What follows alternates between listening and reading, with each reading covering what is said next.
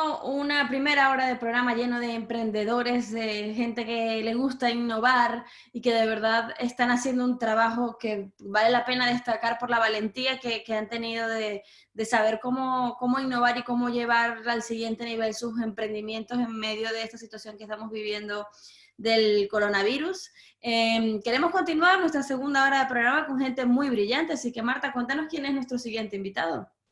Pues ahora vamos a abrir nuestra segunda hora de programa con Alfredo Sanfeliz, que es licenciado en Derecho por la Universidad Autónoma de Madrid y a lo largo de su carrera ha practicado el derecho en diferentes bufetes y tiene más de 14 años de vida empresarial en el mundo de las multinacionales. Alfredo es una persona muy curiosa, muy inquieta y esas inquietudes y sus intereses le han llevado a formarse en liderazgo, en desarrollo personal y conocimiento personal, en comportamiento humano y crecimiento personal y de las organizaciones, así como en la gestión de las relaciones con las personas. Alfredo es experto mediador en conflictos y compagina el asesoramiento con la docencia en la Universidad Francisco de Vitoria. Es autor del libro Rousseau no usa bitcoins, que es una reflexión sobre la sociedad de nuestros días, la sociedad en la que vivimos. Según Alfredo expresa en sus páginas, vivimos en un mundo superficial saturado de bienes materiales en el que realmente no vamos a ninguna parte y estamos llenos de inquietudes y necesidades que nos llevan a buscar la aceptación social continua. ¡Casi nada! Buenos días, Alfredo, y muchísimas gracias por estar con nosotros. Muy buenos días y muchísimas gracias a vosotros. Estoy encantado de estar aquí compartiendo este rato. Nosotros también de tenerte aquí. Me gustaría saber, Alfredo, porque por lo que he dicho, por lo que sé de ti, como hemos dicho, eres licenciado en Derecho. ¿Cómo llegó el momento en el que empezaste a compaginar el derecho con un plano más mental, psicológico, de coaching, etcétera? Bueno, lo primero decirte que yo probablemente soy de esos abogados que caigo allí un poco tampoco por descarte, vamos a decir, ¿no? Porque iba a haber sido ingeniero, médico, en fin, ADE, de estas cosas y acabé allí, ¿no? Y la verdad es que me ha gustado la profesión, me gustó la carrera, pero siempre tuve muchas inquietudes, vamos a decir, humanistas, me interesaba mucho la psicología, de hecho, pues posiblemente si hubiera sido hoy a lo mejor habría estudiado psicología, pero entonces pues aquello no se llegaba, o por lo menos para los hombres era algo como muy light, y bueno, pues no lo hice, ¿no? Pero desde siempre vamos, me ha encantado mucho, primero el pensar, el ver ángulos distintos a las cosas y segundo entender a las personas, ¿no? Y entender más allá de lo que dicen, de lo que piensan aparentemente y buscar un poco en la profundidad de los seres humanos, ¿no? Y eso pues me llevó estando, vamos a decir, entre ciertos cambios profesionales, pues empezar mi formación personal, mucha lectura, muchas sesiones con personas que me ayudaban a conocerme, el mundo del eneagrama, en fin, por ahí empecé, ¿no? ¿Y cómo estás ayudando tú en la actualidad, ya no solo en esta situación de confinamiento, que todos estamos utilizando la tecnología para trabajar, sino en general, cómo ayudas tú con tu conocimiento y con tu experiencia a las personas? Bueno, pues yo lo que trato de aportar, mi especialidad, vamos a decir, algo más concreto en mi caso, es una combinación de ayudar a la gente a despertar y a ver las cosas de otra manera, e incluso a entenderse a sí mismo de otra manera, combinadamente con la necesidad de entroncar su vida, sus circunstancias, su trabajo en el entorno empresarial, económico. Es decir, es combinar un poco la vida, la dureza de la jungla en la que vivimos, laboral, profesional, económica, con una autocomprensión y un ser capaz de conciliar y encajar lo mejor posible lo que uno es en el entorno duro en el que vivimos, ¿no? Porque no deja de ser lo que es y es duro, ¿no? Y Alfredo, dentro de tu experiencia, ¿hubo algo de esta inquietud que empezó a nacer en ti sobre el desarrollo personal, el coaching y demás, para que escribieras Rousseau no usa bitcoins? Bueno, el tema de Rousseau no usa bitcoins probablemente más que algo de desarrollo, más que esta faceta de desarrollo personal y y todo eso era más una inquietud mía de ver muchos sinsentidos en el mundo, ¿no? Muchos fenómenos que se dan en nuestra sociedad que dices, pero ¿esto a dónde lleva? Esto nadie se para a pensar nada de por qué estamos haciendo esto, por qué estamos tan contentos con una serie de cosas sin pensar en los efectos colaterales o en los efectos indirectos o en, probablemente yo he sido siempre bastante crítico con lo que ha ocurrido en los últimos años o decenas de años, vamos a decir, de asociar progreso a PIB, ¿no? A PIB y crecimiento y a un tema demasiado económico. Esa asociación del bienestar con el bienestar, vamos a decir, material y económico, es algo contra lo que yo pues me rebelo mucho, porque realmente creo que el bienestar en una sociedad tan rica como la nuestra, a pesar de que sé que esto es polémico decirlo, pero yo creo que indudablemente vivimos en una sociedad rica, donde el problema realmente no es de falta de riqueza, sino de cómo compartirla, cómo disfrutarla, cómo vivirla, en definitiva, cómo vivirla bien, ¿no? Porque hoy la riqueza probablemente, en mi opinión, en muchos casos, casi más nos secuestra que nos libera, ¿no? O sea, nos obliga a ir persiguiendo lo siguiente y la siguiente versión de no sé qué, porque la mía se me ha quedado obsoleta, y o te montas en ese carro o realmente dejas de existir socialmente, ¿no? Te quedas prácticamente excluido en un sentido, por lo menos de ser alguien, ¿no? Alguna relevancia, ¿no? Y esto no nos damos cuenta, pero es un auténtico secuestro y una pérdida de libertad, porque bueno, sí, muchas prestaciones, pero no necesariamente son prestaciones disfrutables. Luego hay otra reflexión que en mi caso también y en el libro lo abordo bastante, que realmente vivimos en una sociedad en la que estamos convirtiendo en necesario las cosas de una manera tremendamente rápida y por tanto las cosas cuando son necesarias dejan de ser disfrutadas, ¿no? Realmente es como entrar en casa y darle a la luz. Bueno, no sé, nadie dice, es que disfruto, ¿no? Pues no se disfruta, pero sin embargo que no te quiten la luz, que no te quiten el agua y que no te quiten casi nada. Y antes creo que los periodos que había de ilusión, de tener el sueño de conseguir algo, de un día conseguirlo, pues realmente se estiraba más ese disfrute, pero es que ahora en 3 días nos hemos acostumbrado y estamos pensando en lo siguiente y necesitando lo siguiente, ¿no? Sin que ya nos procure ese bienestar vivido, como yo digo, ¿no? Nos hemos olvidado de la experiencia de vivir bien las cosas, de disfrutarlas, ¿no? Alfredo, en este momento de confinamiento, paradójicamente lo está viviendo una sociedad donde está muy impulsada hacia el consumismo, hacia el consume rápido. ¿Cuál consideras tú que es el mensaje que vino a traerle a la sociedad el tema del coronavirus? Bueno, para mí el mensaje que le trae el coronavirus es la vulnerabilidad. Yo creo que vivíamos en una sociedad que nos pasaban, resumiendo mucho, 3 cosas. Una tremenda arrogancia humana, ¿no? De pensarse que somos como Dios y que tenemos nuestro mundo dominado y que podemos hacer cualquier cosa, ¿no? Y ya no solo son meteoritos que nos pueden caer, que eso siempre se contemplaba, que un día pueden juntarse las galaxias y hacer cosas y caer. No, cosas tan tontas como esta.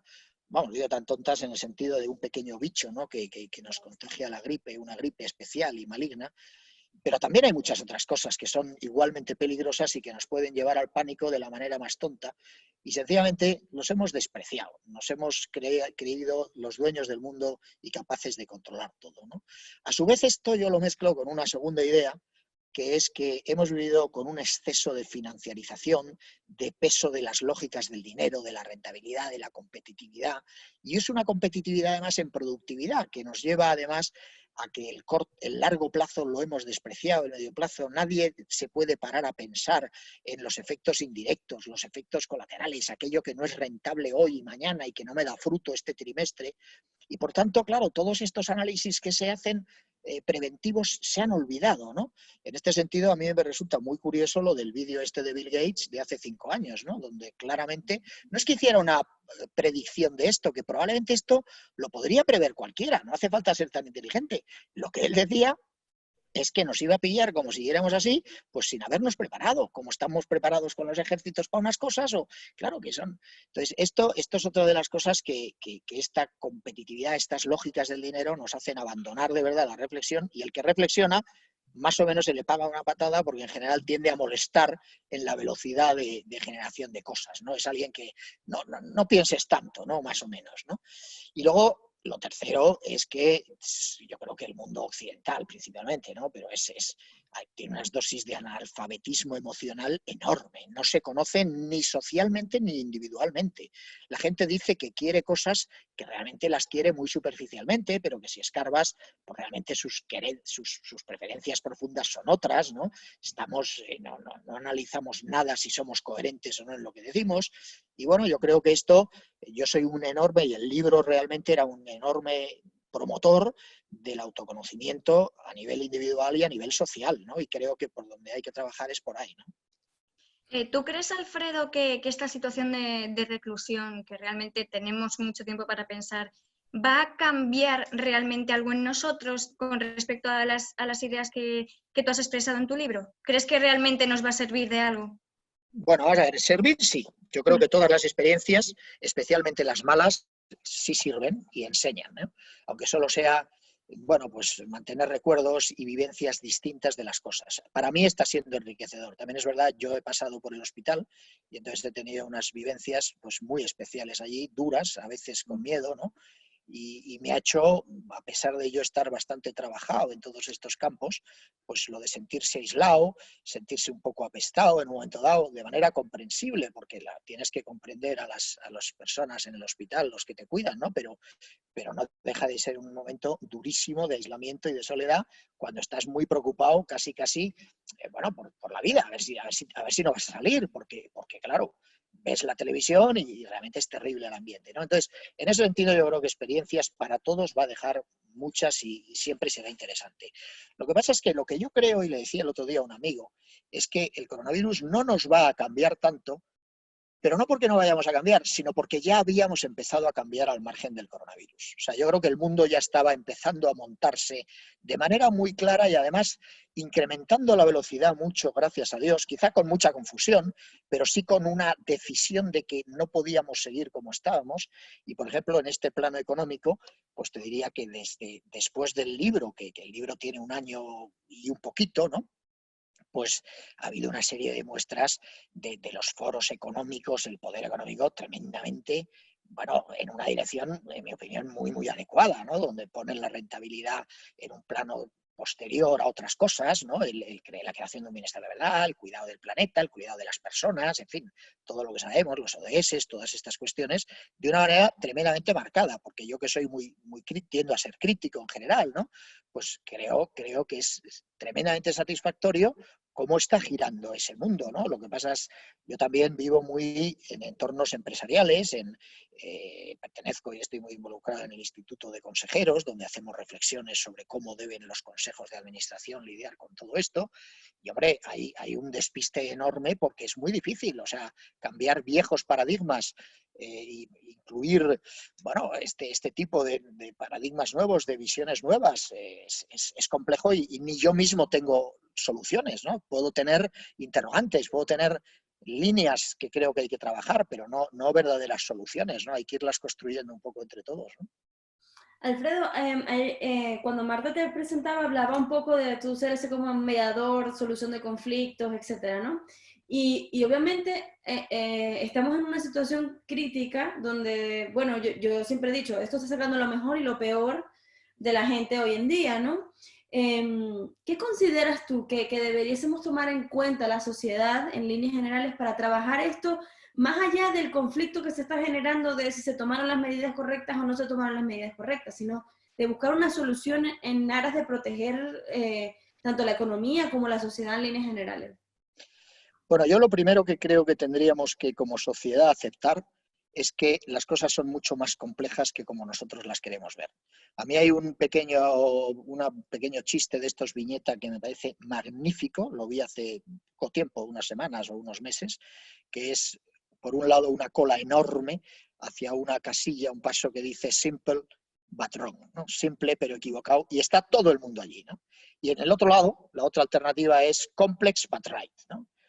Complicado pero correcto, ¿no? Entonces, el mundo no quiere pensar, el mundo quiere criticar mucho, no hacemos más que ver por qué esto está mal, por qué tal, pero nadie de verdad con coherencia analiza que todo es muy complicado y que realmente arreglar las cosas bueno, pues hay que escuchar mucho más, hay que tener mucha mayor humildad para comprender las perspectivas de todos los distintos grupos de interés y nada de recetas mágicas, porque no valen las recetas mágicas. Vivimos un mundo de enorme complejidad y creciente complejidad, donde el reto está en integrar funciones, movimientos, la política con la economía, los distintos consumidores con tal, los trabajadores con, en fin, todos integrarnos en algo que es muy difícil y partiendo de unos valores que los hemos perdido. Y en mi opinión los hemos perdido por una tremenda relajación, por esa competitividad enorme en el campo económico, en el campo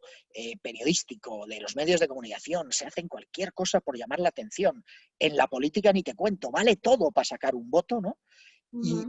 Y además, en una sociedad que se ha vuelto, pues yo llamo mucho más gritona, porque los estómagos los tenemos llenos y todos tenemos carreras y másters, ¿no? Entonces, claro, tú juntas el tenerlos. Hace 100 años cualquier persona se plegaba servilmente para que le dieran un pequeño salario o lo que sea para llevar comida a su familia. Cualquier cosa, no se planteaba otra cosa. Porque entonces el foco y la energía estaban en una supervivencia prácticamente biológica. Esto hace nada, estamos hablando de unas decenas de años, ¿no? Hoy en Madrid no se muere nadie de hambre, ¿no? O sea, vamos, o se pueden morir, pero no porque no haya comida, sino porque por exclusión, porque no quiero ir al albergue, porque no me gusta, me rebelo, y es natural, es muy comprensible, porque hay otros problemas, vamos a decir, de carencias sociales, que son tremendamente graves cuando el estómago te lo tienes lleno, ¿no?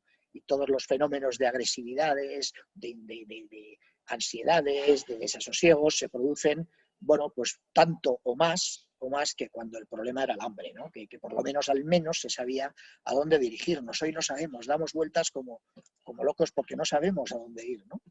Claro. ¿Tú consideras que cuando se genera un conflicto de esta magnitud, es un conflicto de ideales o de principios, de creencias y de valores? Yo creo que los valores los compartimos casi todos. Casi todos. Lo que pasa es que cuando los vamos a aplicar, lo hacemos con una superficialidad enorme, sin darnos cuenta de que barremos para casa y con unos tremendos sesgos para ver solo lo que nos conviene del otro, del malo de enfrente, y solo vemos lo malo del de enfrente, no lo malo nuestro. Y entonces esto, unido a esa competitividad que hablaba antes, nos lleva a una sociedad tremendamente polarizada y confrontada en todos los ámbitos, ¿no? Entonces, para gestionar un poco este conflicto, creo que hay que aceptar esto, aceptar una cierta humildad, tener una cierta humildad para dedicarnos a comprenderlo todo. Y cuando yo digo comprender, yo cuando gestiono conflictos más pequeños, más concretos, me refiero a una familia, entre socios o algo, ámbitos más delimitados, siempre digo que lo que hay que hacer, lo primero es comprenderlo, comprender todo, comprenderme a mí, que normalmente te tienes que preguntar muchas más cosas respecto a qué te está moviendo a ti de lo que tú te crees inicialmente, y por supuesto comprender al de enfrente. Y comprender no necesariamente es estar de acuerdo con él, ni llegar a darle la razón. No. Es comprender qué le pasa, por qué está enfadado, por qué tiene un comportamiento X, porque solo comprendiendo algo puedes empezar a gestionarlo y a entenderte con ese algo, ¿no? Igual que para manejar un rebaño de ovejas, pues hay que comprender lo que les gusta, si les gusta la hierba fresca o la hierba seca, y si les gusta comer de noche, comer de día. O sea, ¿crees, a raíz de lo que estamos hablando, crees que toda esta situación de crisis y el hecho de tener que estar en casa, que imagino que ya habrás visto que en muchos casos ha aflorado la solidaridad aplastante de la gente, ¿crees que realmente todo esto puede ser una cura de humildad para todos y la sociedad post-coronavirus va a ser más solidaria y va a quitarse un poquito del ego este que estamos hablando? Bueno, yo, Marta, te decía hace un momento que yo creo que la sociedad ya estaba empezando a ser más solidaria. Hay muchos más movimientos solidarios. De hecho, la cantidad de operaciones en el mundo que ya no se manejan por criterios empresariales, sino por, vamos a decir, ONGs, voluntariados, ese tipo de cosas, es tremendamente creciente, ¿no? Entonces, yo creo que ya era más solidaria y tendía a ser mucho más solidaria, mucho más de decir, no puede ser que al lado haya un tío con unas carencias y yo esto que sobra. Yo creo que en ese sentido yo estoy contento por dónde íbamos, ¿no? Y esto, sí, esto nos va a ayudar, va a sacar cosas muy buenas, nos va a ayudar a ensalzar el valor del cariño entre las personas, el valor de lo humano, el valor de la relación, y esto nos acordaremos un tiempo. Lo que pasa es que después, en cuanto volvamos a la lucha, en la lucha la memoria es muy corta. La memoria es muy corta, ¿no? Entonces, yo en ese sentido, bueno, pues no, pero no es que sea pesimista respecto del ser humano, es que somos lo que somos, tampoco nos vamos a fustigar. Se nos ha creado de esta manera, como el resto de los animales, que también muerden al de al lado para la comida, ¿eh? O sea, porque muchas veces nos autocastigamos que el hombre es un ser deleznable. Bueno, pues no, somos bastante parecidos a los animales, por mucho que nos cueste a veces aceptarlo, ¿eh? Somos animales, al fin y al cabo. Sí, por encima de todo animales, un poco más sofisticados que otros, pero bueno, principalmente yo ahora estoy sacando, no sacando, así a punto de sacar otro libro, que lo que hablo es precisamente de la comprensión del ser humano para vivir mejor, ¿no? Comprendámonos para ser capaces cada uno de vivir mejor, pero él solo consigo mismo, ¿no? A llevar las circunstancias, a entender, a gestionarse, etcétera, ¿no? Alfredo, desde tu experiencia y en relación a lo que venimos comentando de la empatía y demás, ¿tú crees que esa empatía, cómo se puede poner en práctica en estos momentos tan duros? Realmente ahora tenemos que estar recluidos con personas y, lógicamente, si hay veces que no nos comprendemos a nosotros mismos, muchas veces surgen roces, surgen conflictos. ¿Cómo es posible llevar estos meses un poquito más relajados, por así decirlo, para que no acabemos todos divorciados, hartos de todo el mundo?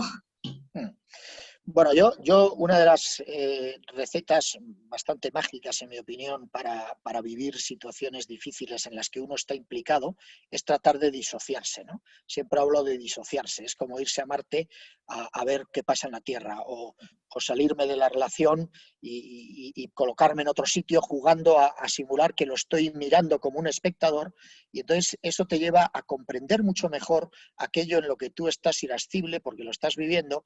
Y por un lado sí, no vas a quitar la inestabilidad inmediatamente, pero sí vas a tener una voz dentro de ti que va a decir: Alfredo o Marta, es normal esto que te está pasando, déjalo estar un poquito porque no pasa nada, ya se pasará, ¿no?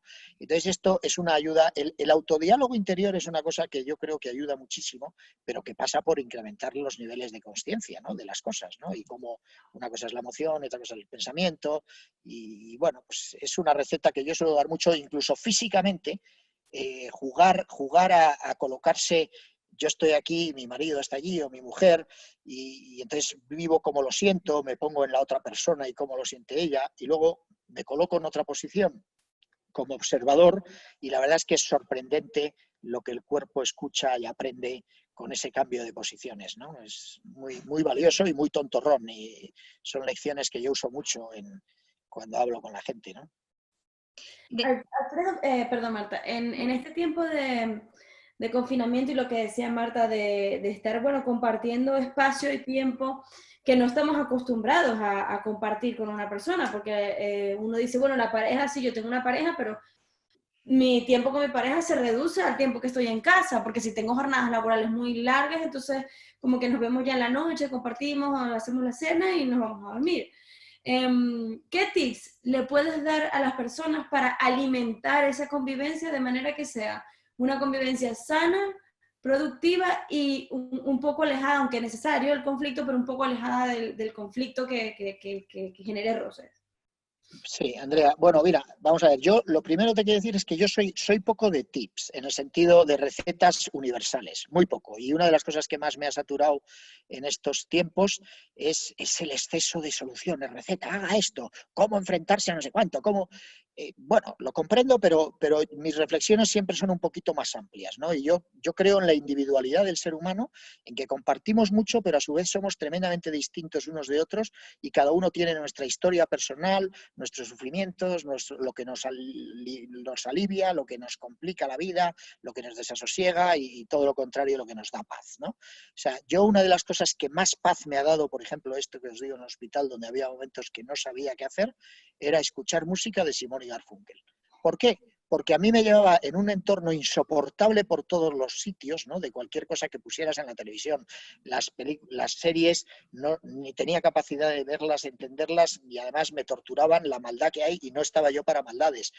Y aquello me colocaba en los tiempos de adolescencia, donde todo era bueno, todo era bonito, la fiesta, el guateque, y a mí me venía bien.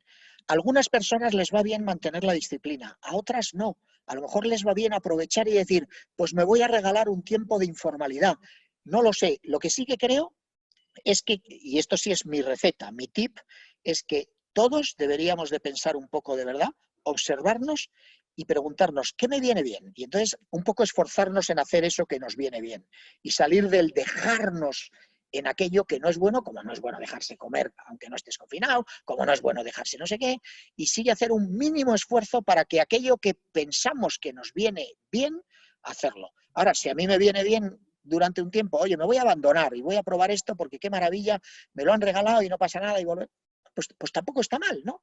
El otro día en un grupo de trabajo que yo tengo, uno me decía, no, yo me pongo la corbata todos los días porque me he dado cuenta que me viene muy bien. Pero había otro que decía, bueno, te viene muy bien a ti, y es verdad, y entonces yo te recomiendo que tú sí hagas eso, ¿no? Pero a otros nos viene muy... Yo ahora, por ejemplo, pues me he dado cuenta que he abandonado mucho el ejercicio, ¿no? Y bueno, y probablemente voy a tratar de volver a él, ¿no? En casa a hacer alguna cosa, porque me estaba abandonando y me está saliendo una vocecita que me lo dice y entonces pues voy a escuchar esa vocecita, calmarla porque si no me va a molestar, ¿no? Por eso digo, ese diálogo interno, esa conversación, ese, hombre, vencer un poquito de esfuerzo para lo que creas que te conviene, sí que recomiendo. Alfredo, muchísimas gracias por habernos dedicado esta media hora del programa. Gracias también por haber superado ese momento duro y difícil, que seguramente te habrá dejado lecciones muy potentes de la vida misma y de verdad que ha sido un inmenso placer tenerte en el programa. Muchísimas gracias. Pues muchísimas gracias, Andrea y Marta, porque para mí también ha sido un ratito de conversación de las que da gusto tener. O sea que nada, fenomenal y enhorabuena por vuestro programa, ¿eh? Muchísimas gracias. Y con esto vamos a una pausa muy cortita, ya volvemos con más de Gente Brillante.